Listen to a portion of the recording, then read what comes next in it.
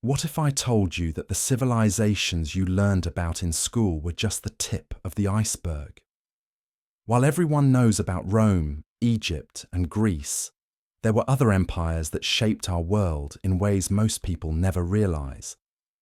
Empires that controlled vast trade networks, invented technologies we still use today, and influenced cultures across continents. Yet somehow, they've been forgotten by history. Today, we're diving deep into the shadows of the past to uncover the forgotten civilizations that actually shaped the world we live in. These aren't just obscure tribes or small kingdoms. These were massive empires, technological innovators, and cultural powerhouses that dominated their regions for centuries. And by the end of this journey, you'll understand why these civilizations deserve to be remembered alongside the famous names everyone recognizes. But here's what makes this even more fascinating. Many of these forgotten empires were more advanced, more influential, and more interconnected than the civilizations that overshadowed them. They built the first roads that connected continents, created writing systems that influenced entire regions, and established trade networks that stretched across oceans.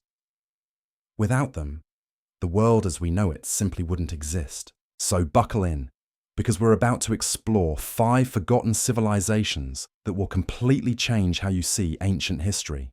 And trust me, by the time we're done, you'll be questioning everything you thought you knew about who really built the foundations of our modern world. Let's start with a civilization so advanced that when archaeologists first discovered their cities, they couldn't believe what they were seeing.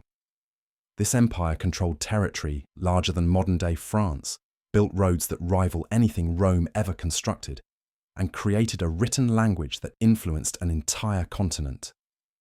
Yet most people have never heard their name. The Hittites ruled from the heart of what is now Turkey, and for over 500 years, they were one of the most powerful forces on Earth.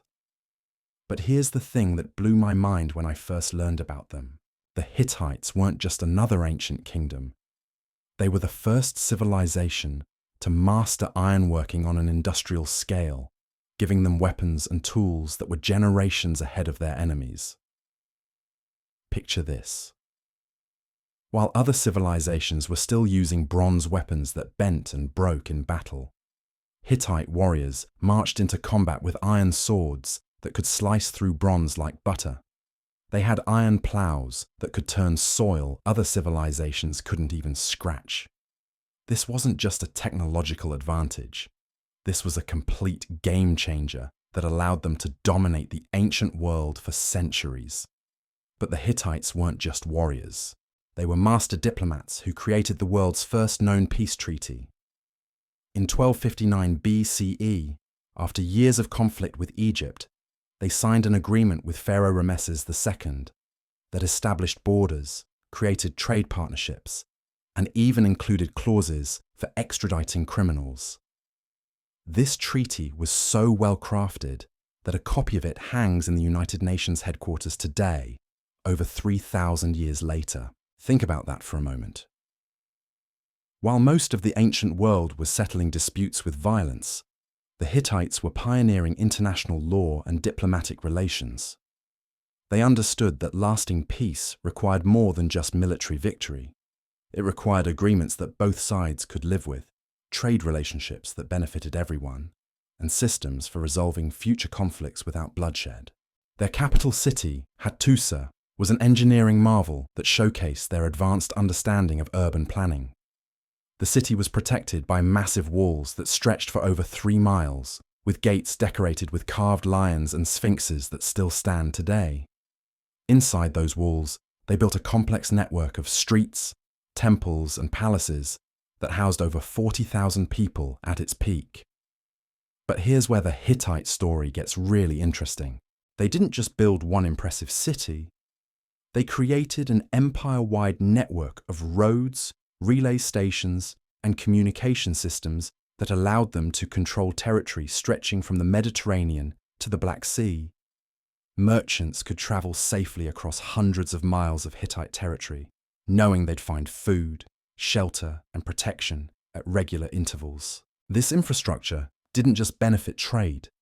It allowed the Hittites to move armies quickly to defend their borders, communicate with distant provinces, and maintain control over diverse populations, speaking dozens of different languages. They created one of the first truly integrated empires in human history, where local cultures were preserved but united under Hittite leadership. The Hittites also revolutionized warfare in ways that went far beyond their iron weapons. They perfected the use of horse-drawn chariots in battle, creating mobile platforms that could strike fast and retreat before enemies could respond. But more importantly, they understood that victory in war required more than just superior weapons and tactics. It required logistics. Hittite armies were followed by supply trains that could keep soldiers fed and equipped during long campaigns. They built fortified camps with standardized designs that could be constructed quickly in enemy territory. They developed military engineering techniques for siege warfare that wouldn't be improved upon for centuries. When the Hittites went to war, they weren't just bringing soldiers. They were bringing an entire military-industrial complex. Yet despite all these innovations and achievements, the Hittite Empire vanished from history so completely that archaeologists didn't even know they existed until the late 1800s. For over 2,000 years, they were mentioned only in passing references by other civilizations, dismissed as a minor tribe that couldn't possibly have been important. It wasn't until archaeologists began excavating Hattusa and translating thousands of cuneiform tablets that the true scope of Hittite civilization became clear. These weren't primitive barbarians. These were sophisticated people who had created one of the most advanced civilizations of the ancient world. They had libraries, law codes, medical texts, and religious ceremonies that influenced cultures across the region. The Hittites understood something that many later civilizations forgot. True power doesn't come from dominating others. It comes from creating systems that benefit everyone involved. Their empire lasted for centuries because they didn't just conquer territory, they improved it. They brought iron tools to farmers, safe roads to merchants, and diplomatic solutions to conflicts that might have otherwise destroyed entire regions. But the Hittites were just one of many forgotten civilizations that ways most shaped our world in people never realize. While they were mastering ironworking in Turkey, another civilization was creating innovations that would influence art, religion, and culture across 2 continents. The Olmecs emerged in the tropical lowlands of Mexico over 3,000 years ago, and they created what many scholars consider the first true civilization in the Americas. But calling them the first doesn't capture the full scope of their influence. The Olmecs didn't just start civilization in the Americas, they created the template that every later civilization in the region would follow. Walk into any museum with pre-Columbian artifacts, and you'll see their influence everywhere, even if it's not labeled as Olmec. The feathered serpent deity that was central to Aztec religion, that started with the Olmecs, the ball game that was played across Mesoamerica for over 2,000 years. Olmec invention, the complex calendar systems that allowed civilizations like the Maya to track time with incredible accuracy, built on Olmec foundations. But here's what makes the Olmecs truly remarkable. They achieved all of this without metal tools, without the wheel, without draft animals, and without written language as we understand it. Using only stone tools and human labor, they carved massive heads from solid basalt that weighed up to 20 tons each.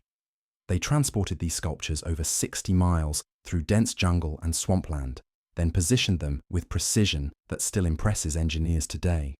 These colossal heads are perhaps the most famous Olmec artifacts, and for good reason. Each one is carved with incredible detail, showing individual faces with distinct expressions, headgear, and decorative elements. They're not generic representations of rulers or gods.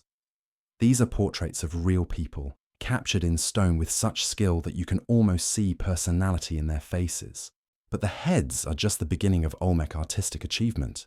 They created jade masks of extraordinary beauty, carved intricate figurines that show remarkable understanding of human anatomy, and built ceremonial centers with precisely aligned pyramids and plazas.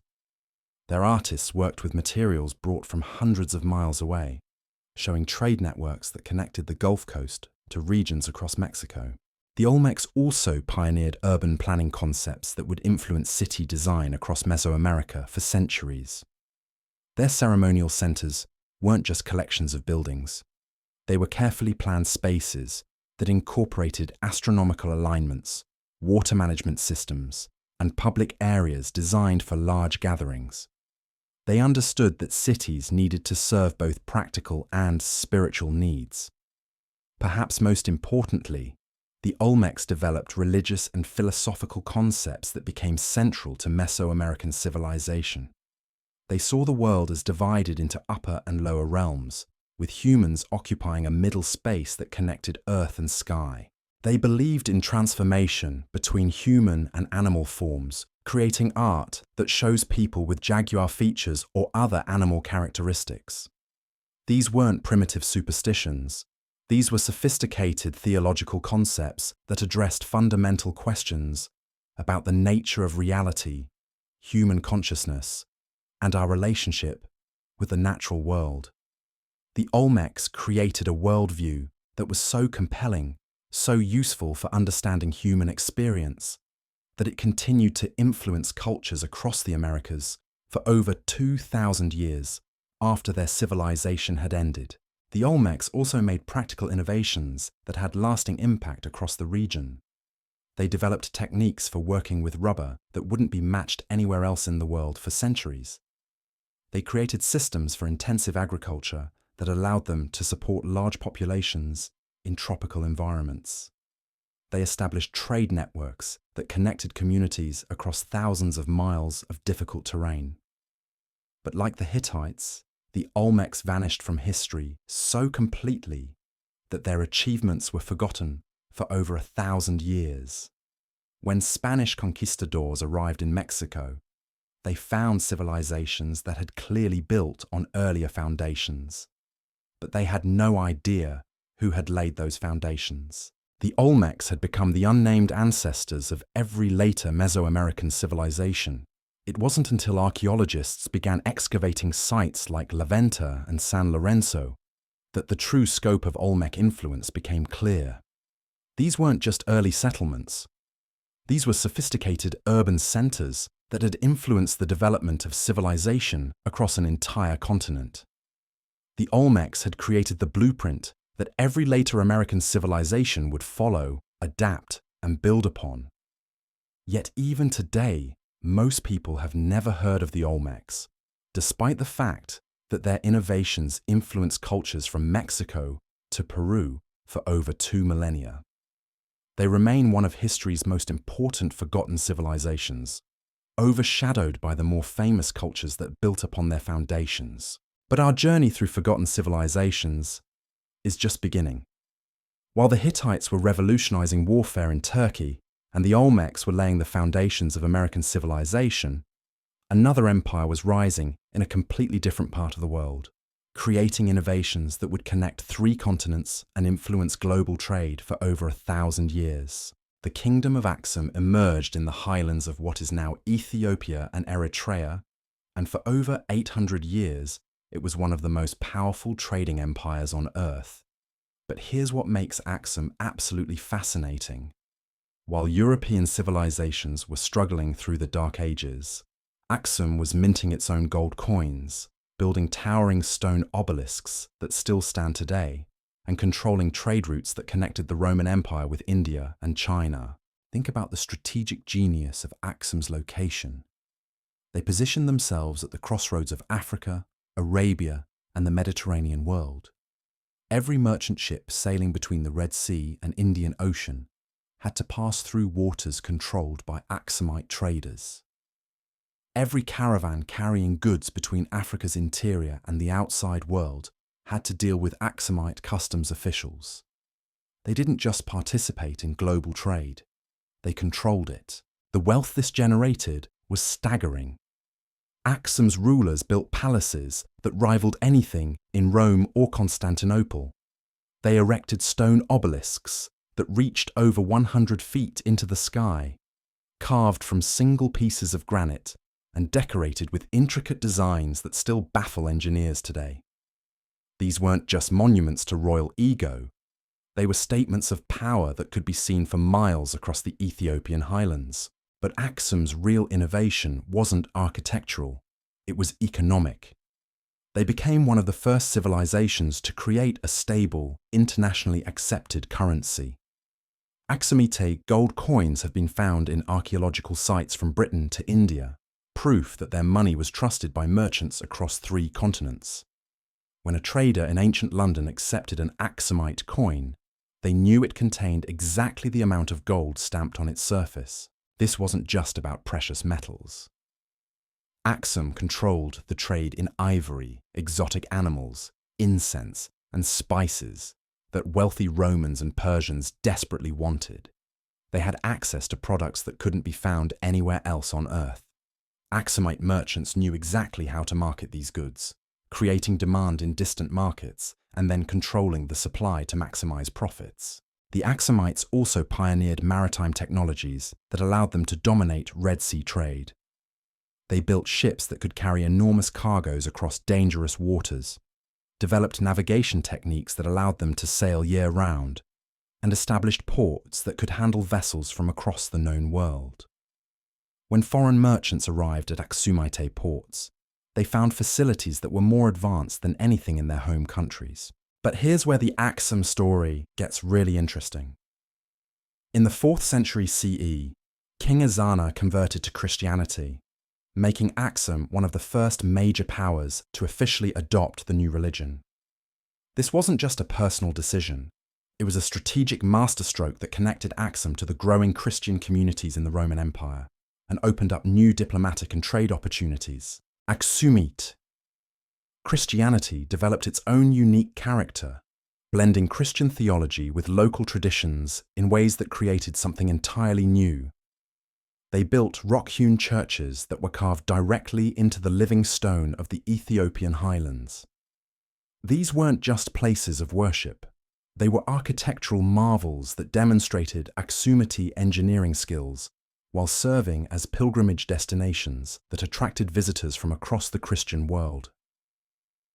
The most famous of these churches, at Lalibela, took decades to complete and required moving thousands of tons of solid rock with nothing but hand tools and human labor. The precision of the carving, the complexity of the design, and the sheer scale of the project rival anything built in medieval Europe. Yet most people have never heard of these architectural masterpieces that have stood for over 800 years. Axum's influence extended far beyond trade and architecture. They developed their own writing system, Ge'ez, which is still used in Ethiopian religious ceremonies today. They created administrative systems that allowed them to govern diverse populations across vast distances.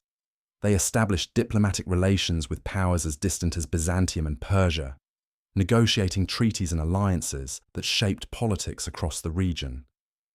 The Axumites understood something that many later civilizations missed. Sustainable power comes from being indispensable to others. They didn't maintain their empire through constant warfare or oppressive taxation. They made themselves so valuable to the global economy that other powers needed them to succeed. When merchants in Rome wanted exotic goods from the East, they had to work with Axum. When rulers in Persia needed African products, they had to maintain good relations with Axumite kings. This approach worked for centuries, but it also created vulnerabilities.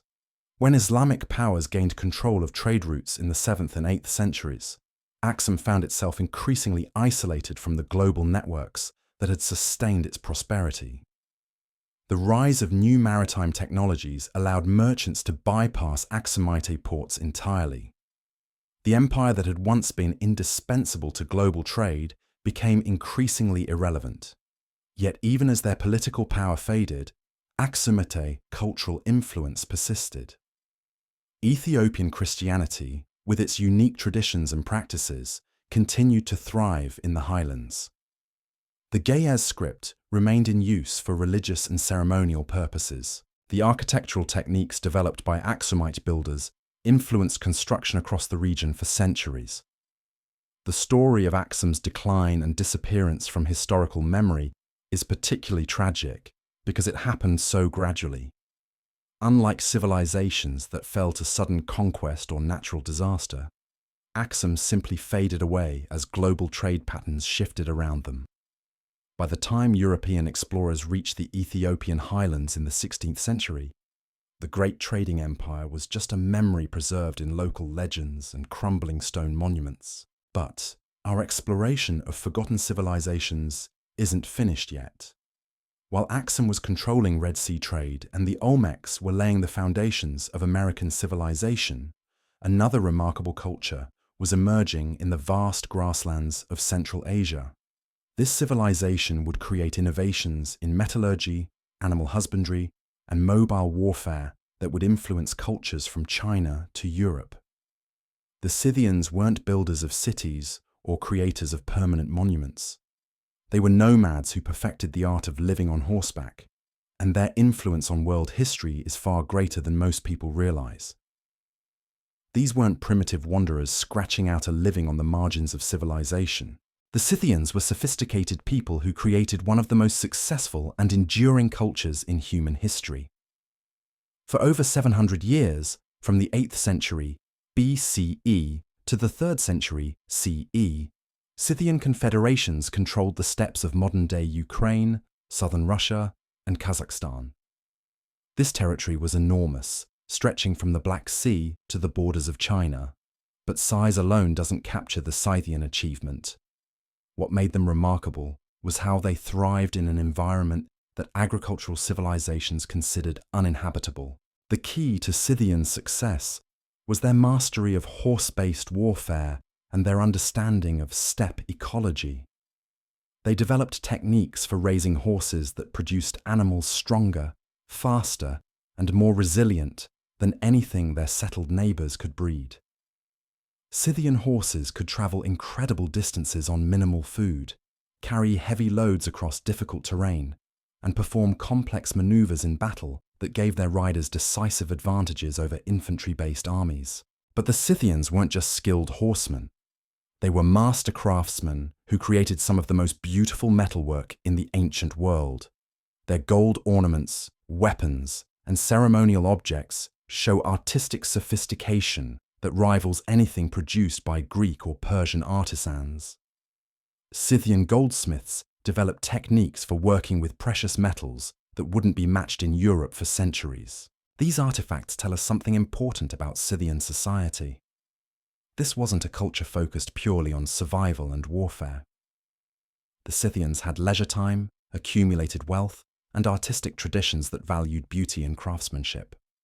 Their tombs contained elaborate grave goods that show they believed in an afterlife and wanted to ensure their dead were properly equipped for the journey. The Scythians also developed trade networks that connected civilizations across Eurasia.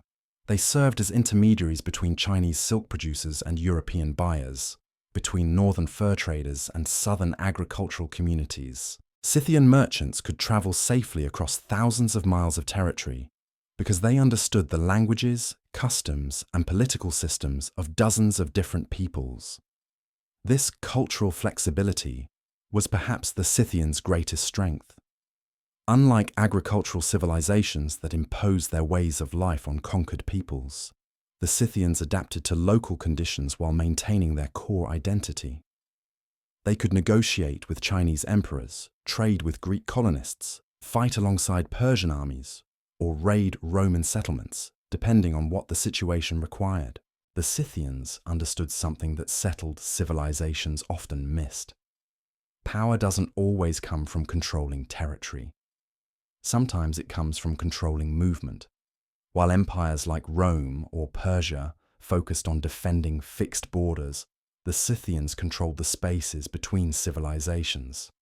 They were the highway system of the ancient world, and everyone who wanted to move goods, people, or information across Eurasia had to deal with them. This gave them incredible leverage in international politics. When Persian Emperor Darius invaded Scythian territory with a massive army, expecting an easy conquest, He found himself chasing shadows across endless grasslands. The Scythians refused to fight on Persian terms. Instead, they used their mobility to harass the invaders, cutting supply lines and picking off stragglers until the mighty Persian army was forced to retreat in humiliation. The Scythians had perfected what we might call asymmetric warfare thousands of years before the term was invented. They understood that you don't defeat a stronger enemy by meeting them head-on. You defeat them by making their strength irrelevant. Persian heavy infantry and siege engines were useless against an enemy that could appear anywhere and disappear just as quickly.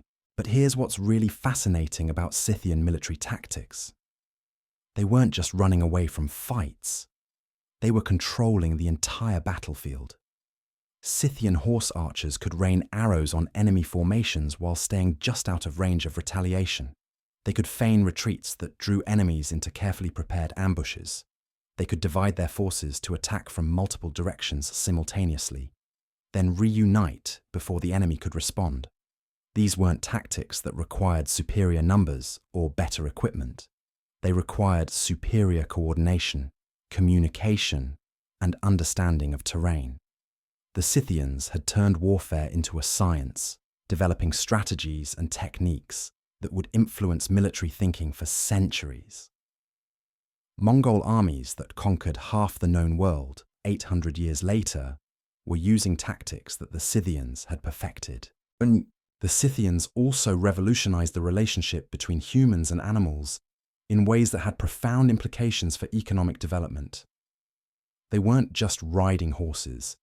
They were managing vast herds of horses, cattle, sheep, and goats across seasonal migration routes that covered hundreds of miles. This required incredible knowledge of animal behavior, weather patterns, and grassland ecology. Think about the logistical complexity of moving thousands of animals and their human herders across territory, controlled by dozens of different political groups.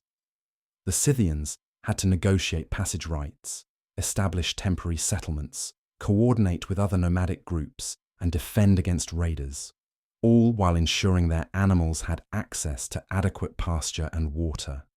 They developed sophisticated systems for managing these challenges that allowed them to support population densities that shouldn't have been possible in steppe environments. Scythian confederations could field armies of tens of thousands of mounted warriors because their economic system was so efficient at converting grassland resources into human prosperity. The wealth this generated was extraordinary. When archaeologists excavated Scythian burial mounds in the 20th century, they found grave goods that rivaled anything discovered in Egyptian pharaohs' tombs. Gold ornaments weighing pounds, weapons decorated with precious stones, elaborate textiles imported from across Eurasia. These weren't the possessions of primitive nomads. These were the treasures of people who controlled some of the most lucrative trade routes in the ancient world. But perhaps the Scythians' most important contribution to world history was their role in spreading innovations across continents. As they moved between civilizations, they carried technological knowledge, artistic styles, religious ideas, and cultural practices from one region to another. The Scythians were living conduits of information that connected isolated civilizations and accelerated human progress. Metallurgy techniques developed in China reached Europe through Scythian trade networks.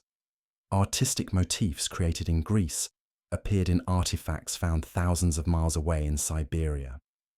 Religious concepts that originated in Persia influenced spiritual practices across Central Asia. The Scythians weren't just moving goods, they were facilitating the exchange of ideas that shaped human development. Yet despite their enormous influence on world history, the Scythians have been almost completely forgotten by mainstream culture. Part of this is because they didn't build permanent cities or monuments that could preserve their memory. Part of it is because they didn't develop writing systems that could record their own version of events. But mostly, it's because nomadic civilizations don't fit the narrative that most people have about how human progress works. We tend to think of civilization as something that happens in cities, with permanent buildings and agricultural surpluses and written laws. The Scythians proved that human societies can achieve remarkable sophistication without any of those things. They created wealth, developed complex political systems, produced magnificent art, and maintained cultural traditions for centuries longer than most settled empires lasted. The Scythians remind us that there are many different ways to build successful human societies.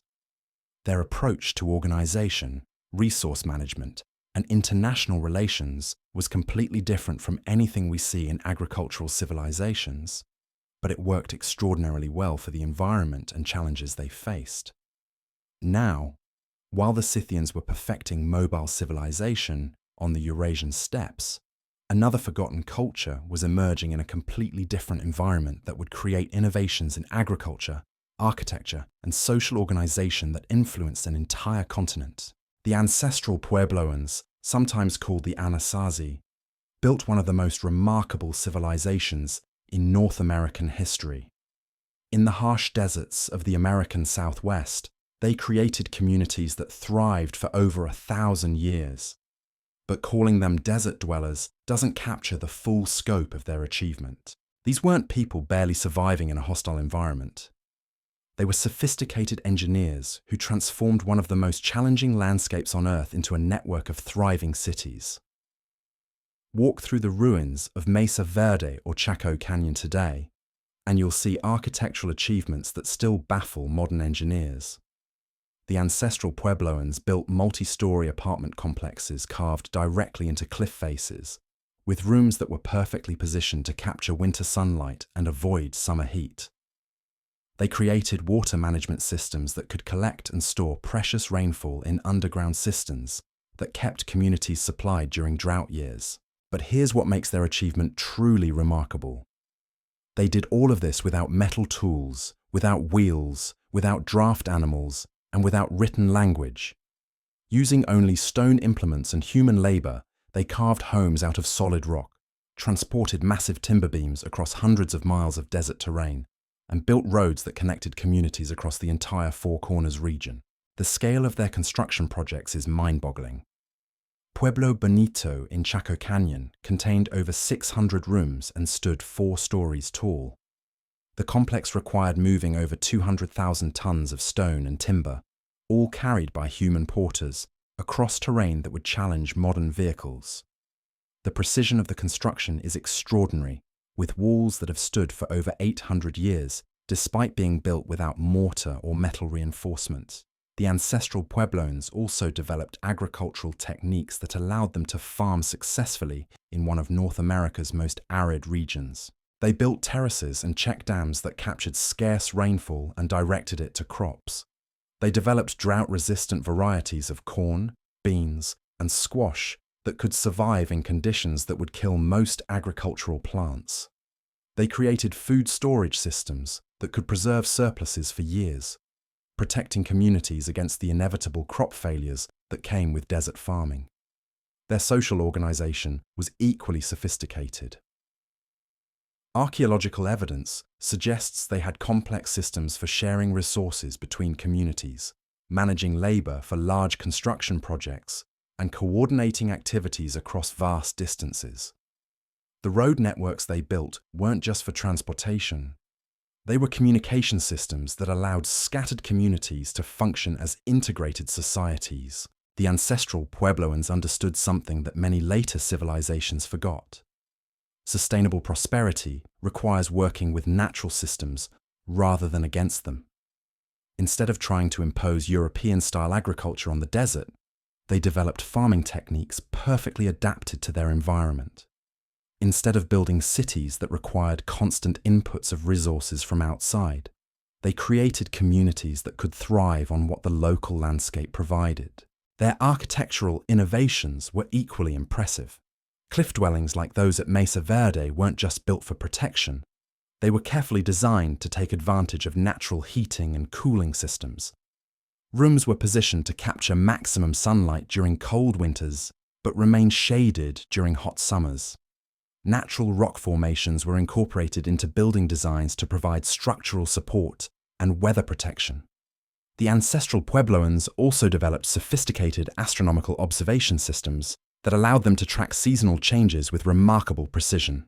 They built structures aligned with solstices and equinoxes, created calendar systems that guided agricultural activities, and incorporated celestial observations into their religious and ceremonial practices.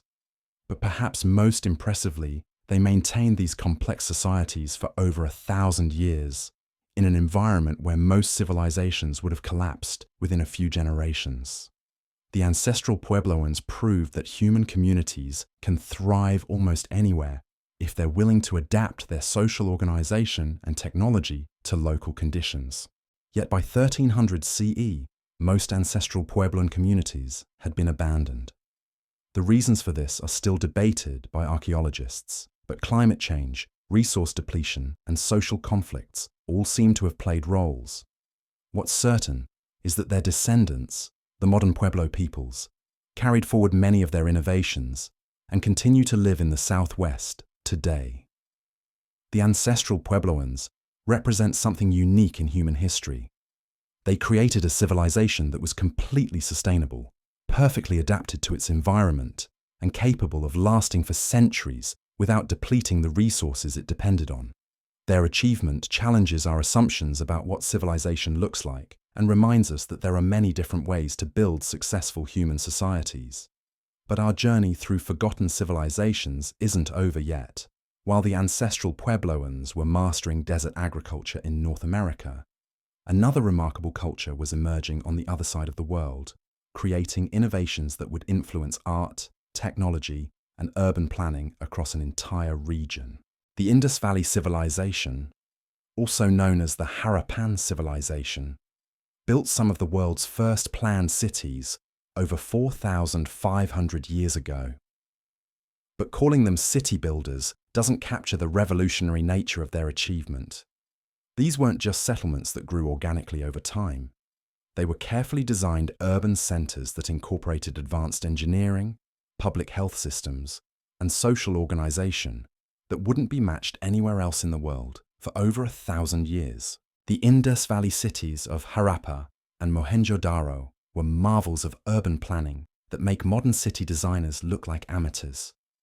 Picture streets laid out in perfect grids, with main boulevards wide enough for multiple carts to pass, and side streets connecting residential areas with mathematical precision.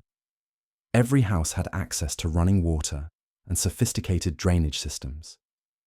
Every neighborhood had public wells positioned for maximum convenience. This wasn't accidental development. This was deliberate engineering on a scale that wouldn't be seen again until the Roman Empire. But here's what absolutely blew my mind when I first learned about the Indus Valley Civilization. They had solved problems that we're still struggling with today. Urban sanitation, fresh water distribution, standardized construction materials, and waste management systems that actually worked. While other civilizations were dealing with disease outbreaks from poor hygiene, Indus Valley cities were so clean that archaeologists have found almost no evidence of epidemic diseases in their remains. Walk through the ruins of Mohenjo-daro today, and you'll see covered drains running beneath every street, connecting to a city-wide sewerage system that rivals anything built in the modern world. Houses had private bathrooms with sophisticated plumbing that channeled waste away from living areas. Public baths were built with waterproof materials and precise engineering that ensured proper drainage and circulation. The level of standardization across Indus Valley cities is extraordinary. Bricks were manufactured to identical specifications across hundreds of miles of territory. Weights and measures followed the same standards whether you were trading in Harappa or Dholavira. Even street widths and building heights followed consistent patterns that suggest centralized planning and quality control systems. This wasn't just about aesthetics or efficiency. The Indus Valley people understood that standardization creates economic benefits that compound over time. When merchants knew that weights and measures were reliable across the entire civilization, trade became faster and more profitable. When construction materials were interchangeable, building projects could be completed more efficiently. When infrastructure followed consistent standards, maintenance and expansion became systematic rather than improvised. The Indus Valley civilization also pioneered manufacturing techniques that wouldn't be improved upon for centuries. They mass-produced pottery using standardized molds and firing techniques that ensured consistent quality. They created jewelry and decorative objects with precision that required sophisticated tools and training. Their metallurgy was advanced enough to produce bronze alloys with specific properties for different applications. But perhaps most remarkably, they accomplished all of this without any evidence of kings, priests, or military leaders. Unlike other early civilizations that were organized around palaces and temples, Indus Valley cities show remarkably little social stratification. Houses varied in size, but not dramatically. There are no massive royal complexes or religious monuments that dwarf other buildings. This appears to have been a civilization organized around practical cooperation rather than hierarchical power. The Indus Valley people developed one of the world's earliest writing systems. But here's the frustrating part. We still can't read it. Thousands of inscribed seals and tablets have been discovered, but the script remains undeciphered despite decades of scholarly effort. This means we're looking at a civilization through archaeological evidence alone, without access to their own accounts of their beliefs, politics, or daily life. What we can see is that they were deeply engaged in long-distance trade. Indus Valley artifacts have been found in Mesopotamian cities, and Mesopotamian goods appear in Indus Valley archaeological sites. They had established trade networks that connected the Indian subcontinent with the Middle East, Central Asia, and possibly even the Mediterranean world. The sophistication of their maritime technology was extraordinary. The port city of Lothal had a docking facility with locks that could handle tidal variations, allowing ships to load and unload cargo regardless of water levels. This required understanding of hydraulic engineering that demonstrates remarkable technical knowledge applied to practical commercial problems. Yet for all their achievements, the Indus Valley civilization remains one of history's great mysteries. Around 1900 BCE, their cities began to decline. Some were gradually abandoned, others show signs of environmental stress or social disruption. By 1500 BCE, the great urban centers were largely empty, their populations dispersed or absorbed into other cultures. The reasons for this decline are still debated. Climate change may have altered river patterns that the cities depended on. Trade disruptions could have undermined the economic systems that supported urban populations. Social changes might have made centralized city life less attractive or sustainable. What's clear is that one of humanity's most successful early civilizations simply faded away, leaving behind understood for overdeveloped. They proved that complex urban Indus Valley civilization challenges everything, ruins that wouldn't be properly. We think we know about how early societies 3,000 years, the life could emerge without monumental architecture, that sophisticated technology could develop without obvious social hierarchies, and that large populations could be sustained without apparent military organization. But our exploration of forgotten civilizations takes us now to a completely different part of the world, where another remarkable culture was creating innovations that would influence an entire hemisphere. Deep in the Amazon basin, a civilization emerged that would revolutionize our understanding of what's possible in tropical environments. The people we now call the Marajoara culture flourished on Marajo Island at the mouth of the Amazon River from around 400 to 1300 CE. But calling them islanders doesn't capture the scope of their achievement. These weren't isolated communities scratching out a living in the jungle. They were sophisticated engineers who transformed one of the world's most challenging environments into a network of thriving settlements that supported populations larger than most European cities of their time. The Amazon basin was supposed to be unsuitable for complex civilization. The soil was poor, the climate was harsh, the environment was hostile to agriculture and permanent settlement. Yet the Marajoara people not only survived in this environment, they thrived. They built earthworks that rival anything constructed in North America, developed agricultural systems that could feed tens of thousands of people, and created artistic traditions that influenced cultures across the continent.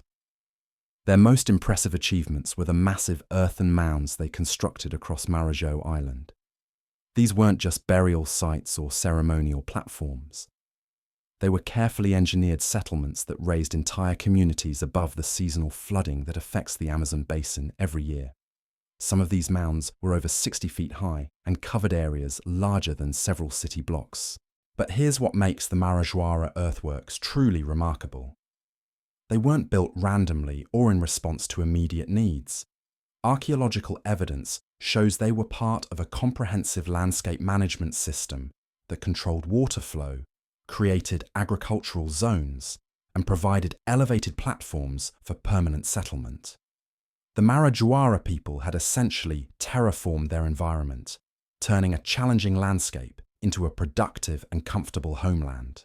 The agricultural innovations they developed were equally impressive.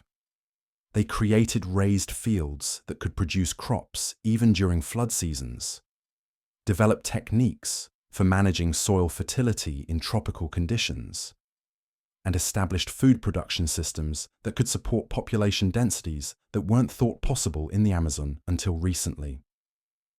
Recent archaeological discoveries have revealed that the Marajoara were part of a much larger phenomenon of complex societies throughout the Amazon basin.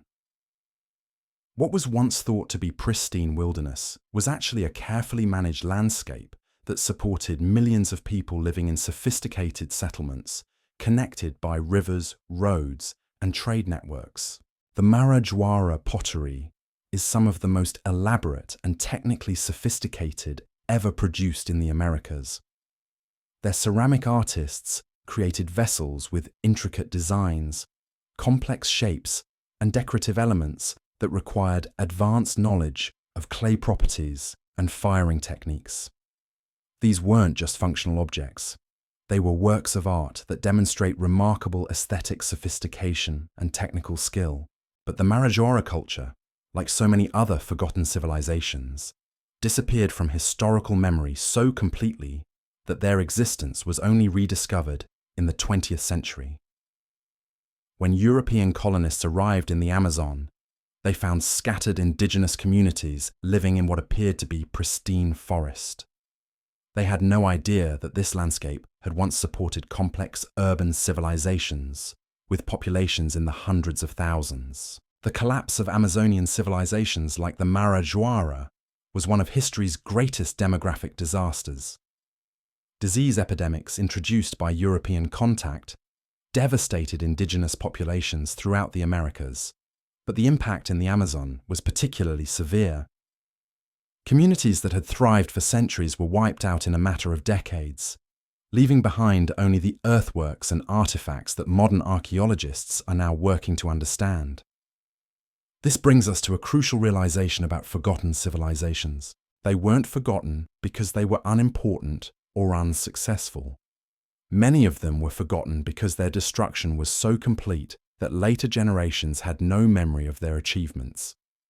The Marajoara culture represents just one example of sophisticated societies that were erased from history by forces beyond their control. The rediscovery of these civilizations is changing how we understand human capability and cultural development. The Marajoara people proved that complex societies could emerge in environments previously thought to be unsuitable for civilization. They developed technologies and social organizations perfectly adapted to their unique circumstances.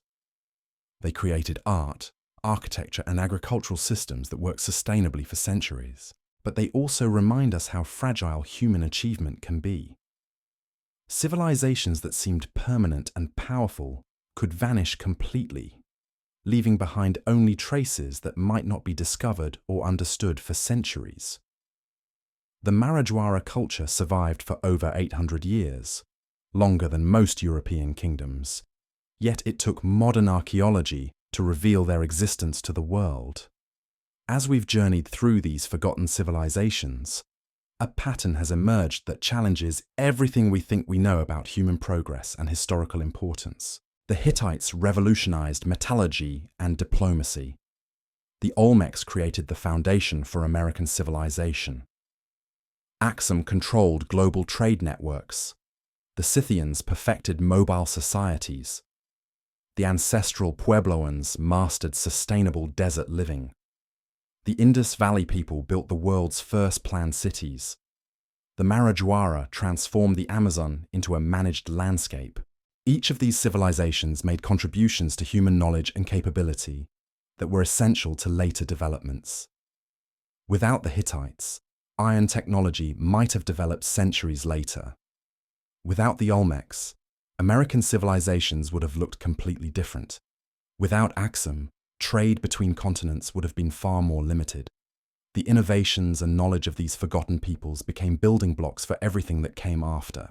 Yet they've been overshadowed by civilizations that were often less innovative, less influential, or simply better at self-promotion. Rome gets credit for engineering achievements that were pioneered by others. Greece is celebrated for political innovations that had precedence in forgotten cultures.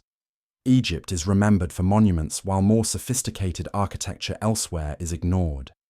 This isn't just an academic problem. When we forget these civilizations, we lose crucial knowledge about human potential and adaptation. We limit our understanding of what's possible in different environments and circumstances. We overlook solutions to contemporary problems that were solved centuries or millennia ago by cultures we've dismissed or forgotten. The story of forgotten civilizations is ultimately about the complexity and richness of human experience that gets lost when history is simplified into familiar narratives. These weren't primitive societies struggling to survive. They were sophisticated cultures that made remarkable achievements under challenging circumstances. They developed technologies, social systems, and cultural innovations that influenced human development in ways we're only beginning to understand. But there's one more forgotten civilization that we need to explore. One that will completely change how you think about the relationship between environment and human achievement. While all these other cultures were flourishing in their respective regions, another remarkable society was emerging in one of the most isolated and challenging environments on Earth, creating innovations that would influence navigation, agriculture, and social organization across the Pacific Ocean. The people of Rapa Nui, better known today as Easter Island, accomplished something that should have been impossible. On a tiny speck of land in the middle of the Pacific Ocean, over 2,000 miles from the nearest populated landmass, they built a civilization that created some of the most recognizable monuments in the world. But here's what most people don't realize about Easter Island. Those famous stone heads weren't built by a primitive society that collapsed from environmental destruction. They were created by master engineers who developed innovations in sculpture, transportation, and resource management that influenced cultures across Polynesia. Think about the challenge these people faced. They were living on an island that's only 64 square miles, with limited natural resources, no metal deposits, and soil that required careful management to remain productive. Yet they didn't just survive in this environment. They created a thriving civilization that supported thousands of people while producing artistic achievements that still baffle modern engineers. The Moai statues that Easter Island is famous for weren't just impressive sculptures. They were technological marvels that required solving complex problems in quarrying, carving, and transportation that pushed the limits of what was possible with Stone Age tools. The largest completed Moai stands over 30 feet tall and weighs more than 80 tons. Moving these massive sculptures across the island required engineering innovations that we're only beginning to understand. Recent experiments have shown that the Rapa Nui people developed techniques for walking the Moai upright, using ropes and coordinated teams of workers. This wasn't brute force transportation. This was sophisticated engineering that allowed them to move multi-ton sculptures across difficult terrain without wheels, animals, or metal tools. The precision required for this technique demonstrates mathematical and mechanical understanding, that rivals anything achieved by contemporary civilizations. But the Moai were just one part of a much larger cultural achievement. The Rapa Nui people developed agricultural systems that could support a substantial population on an island with challenging growing conditions. They built stone gardens that protected crops from wind and salt spray.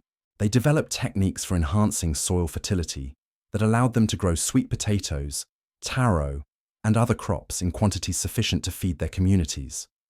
They also created one of the few writing systems ever developed in Polynesia.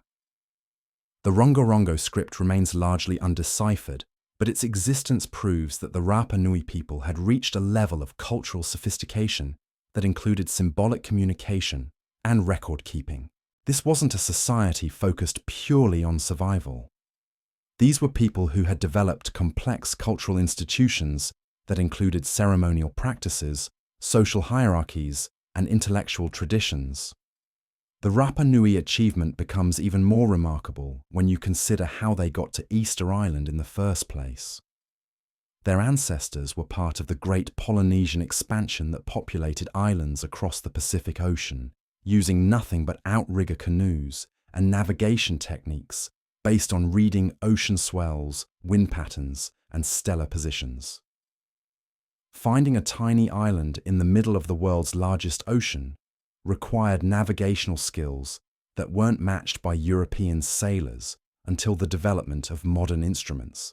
But Easter Island represents just one example of Polynesian achievement that's been overshadowed by misconceptions about primitive island societies. Across the Pacific, Polynesian cultures developed innovations in navigation, agriculture, and social organization that allowed them to thrive on islands that European explorers considered barely habitable. The traditional narrative about Easter Island focuses on environmental collapse and societal failure, but recent archaeological evidence tells a different story. The Rapa Nui people maintained their civilization for over 1,000 years, adapting to environmental changes and resource limitations through technological innovation and social cooperation. Their society didn't collapse from internal failures.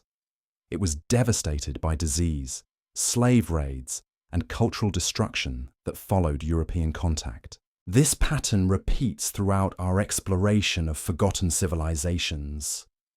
Societies that had thrived for centuries were suddenly faced with challenges they had no way to prepare for. The arrival of diseases they had no immunity to, military technologies they couldn't match, and economic systems that undermined their traditional ways of life. The fact that these civilizations are forgotten often has more to do with the completeness of their destruction than with any inherent weakness or failure. What emerges from studying these forgotten civilizations is a picture of human adaptability and innovation that's far richer and more diverse than the simplified narratives we usually hear about ancient history. From the deserts of the American Southwest to the steppes of Central Asia, from the Amazon basin to isolated Pacific islands, human societies found ways to thrive in every environment on Earth. They developed technologies perfectly suited to their circumstances, created art and architecture that reflected their unique perspectives, and built social institutions that could sustain complex communities for centuries. They weren't primitive versions of modern civilization. They were alternative approaches to organizing human society that often solved problems more elegantly and sustainably than the solutions we rely on today. The tragedy isn't just that these civilizations are forgotten. It's that we've lost access to the knowledge and innovations they developed over centuries of careful adaptation to their environments. When the ancestral Puebloans abandoned their cliff dwellings, we lost sustainable techniques for desert agriculture. When the Indus Valley cities were abandoned, we lost urban planning innovations that could help modern cities. When the Scythians disappeared from the steppes, we lost knowledge about mobile societies that could be crucial for addressing contemporary challenges. But there's hope in rediscovering these forgotten civilizations. Every archaeological discovery, every breakthrough in understanding ancient technologies, every new insight into how these societies functioned adds to our knowledge of human potential. We're learning that there are many different ways to build successful civilizations, that innovation isn't limited to any particular time period or cultural tradition, and that solutions to contemporary problems might be found in the achievements of forgotten peoples. The civilizations we've explored today represent just a fraction of human achievement that's been lost to historical memory.